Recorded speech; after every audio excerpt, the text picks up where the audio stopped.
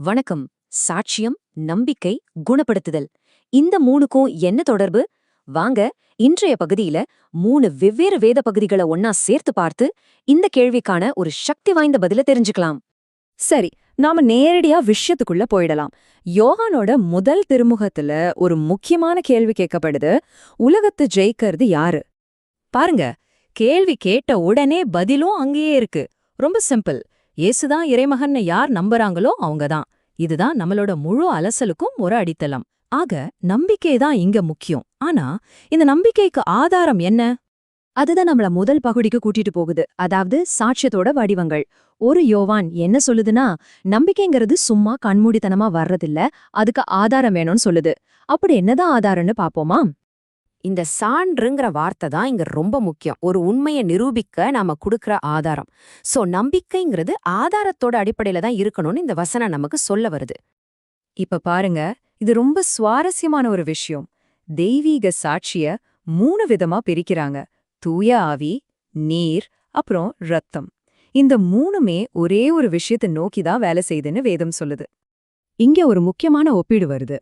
மனுஷங்க சொல்ற சாட்சிய நாம ஏத்துக்கிறோம் இல்லையா? ஒரு கோர்ட்ல 2 பேர் சாட்சி சொன்னா நம்புறோம்.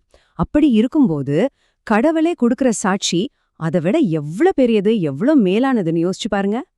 சரி, இந்த தெய்வீக சாட்சி, நம்பிக்கைங்கிறதெல்லாம் வெறும் தத்துவமா இல்லாம நிஜ வாழ்க்கையில ஒரு மனுஷனோட கதையில எப்படி வேலை செஞ்சதுன்னு பார்க்கலாமா? அதுக்கு நாம லூக்கா நற்செய்திக்கு போகலாம். கற்பனை பண்ணி பாருங்க. ஒரு ஊரு, அங்க தொழுநோய் வந்த ஒருத்தர் இருக்கார். அந்த காலத்துல தொழுநோய் வந்தா அவங்கள ஊரை விட்டு ஒதுக்கி வச்சிடுவாங்க. அப்படிப்பட்ட ஒரு மனுஷன் இயேசுவ பார்க்க வர்றார். அவர் இயேசுகிட்ட வந்து என்ன கேக்குறாருன்னு பாருங்க. ஆண்டவரே, உங்களுக்கு மனசிருந்தா நீங்க நினைச்சா என்ன குணப்படுத்த முடியும். இது ஒரு கட்டளையே இல்ல.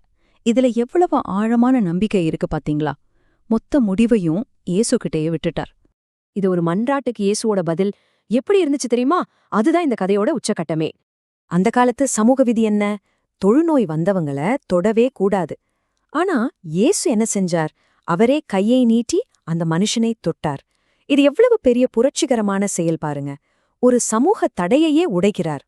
தொட்டது மட்டும் இல்லாம அந்த மனுஷனோட நம்பிக்கைக்கு பதிலா சொல்றார், நான் விரும்புகிறேன், உன்னோட நோய் போகட்டும். சொன்ன அடுத்த நொடி அந்த தொழுநோய் அவரை விட்டு போயிடுச்சு. அவ்வளவுதான்.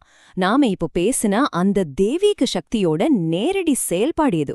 சரி, குணமாகிடுச்சு. இதோட கதை முடிஞ்சுதா? இல்லவே இல்ல. அதுக்கப்புறம் என்ன நடக்குதுன்னு பாப்போம். இயேசு அவருக்கு சில கட்டளைகளை கொடுக்கிறார். இதை யார்கிட்டயும் சொல்லாத, குருக்கிட்ட போய் உன்னை காட்டு, மோசி சொன்ன காணிக்கையை கொடுன்னு சொல்றார். கடைசியா ஒரு வார்த்தை சொல்றார் பாருங்க, அதுதான் முக்கியம். அது அவங்களுக்கு ஒரு சான்றாகும்னு சொல்றார். பாத்தீங்களா? திரும்பவும் அந்த சான்றுங்கிற வார்த்தை வருது. குணமான அந்த மனுஷனே இப்போ ஒரு நடமாடும் சாட்சியா மாறிட்டார். ஆனா என்ன ஆச்சு? இயேசு அமைதியா இருக்கு சொன்னாலும் இந்த செய்தி காட்டுத்தீ மாதிரி பரவ ஆரம்பிச்சிடுச்சு. மக்கள் கூட்டமா அவரை பார்க்கவும் குணமாகவும் வர ஆரம்பிச்சாங்க. ஆனா இயேசு என்ன செஞ்சார்? அவர் தனிமையான இடங்களுக்கு போய் ஜெபம் பண்ண ஆரம்பிச்சார்.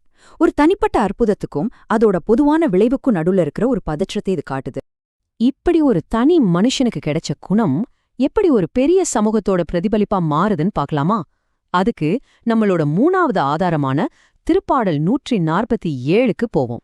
இந்த திருப்பாடல் ஒரு தனிப்பட்ட நன்றி மட்டும் இல்ல, ஒரு ஊரே, ஒரு நகரமே சேர்ந்து கடவுளை புகழச் சொல்லுது. எருசலேமே ஆண்டவரை போற்று, சியோனே உன் கடவுளை புகழ்னு ஒரு கூட்டு புகழ்ச்சிக்கு அழைப்பு விடுக்குது. ஏன் புகழணும்னு சில காரணங்களையும் சொல்லுது. அவர் உன்னோட வாசல்களை பலப்படுத்துறார், பிள்ளைகளை ஆசிர்வதிக்கிறார், அமைதியை தர்றார், நல்ல உணவை கொடுக்கறார், தன்னோட வார்த்தையை வெளிப்படுத்துறாருன்னு சொல்லுது. அதாவது அந்த ஒரு அற்புதம் மட்டும் இல்லாம ஒட்டுமொத்த சமூகத்தையும் பாதுகாக்கிற எல்லா செயல்களுக்காகவும் நன்றி சொல்லுது. ஆக நாம எங்க ஆரம்பிச்சோமோ அங்கேயே திரும்பி வர்றோம். இறைமகனை கொண்டிருப்போர் வாழ்வை கொண்டிருப்பார்கள். யோவான் சொன்ன இந்த வாழ்வுதான் அந்த தொழுநோயாளிக்கு கிடைச்சது. அது ஒரு நேரடி செயல் விளக்கம்.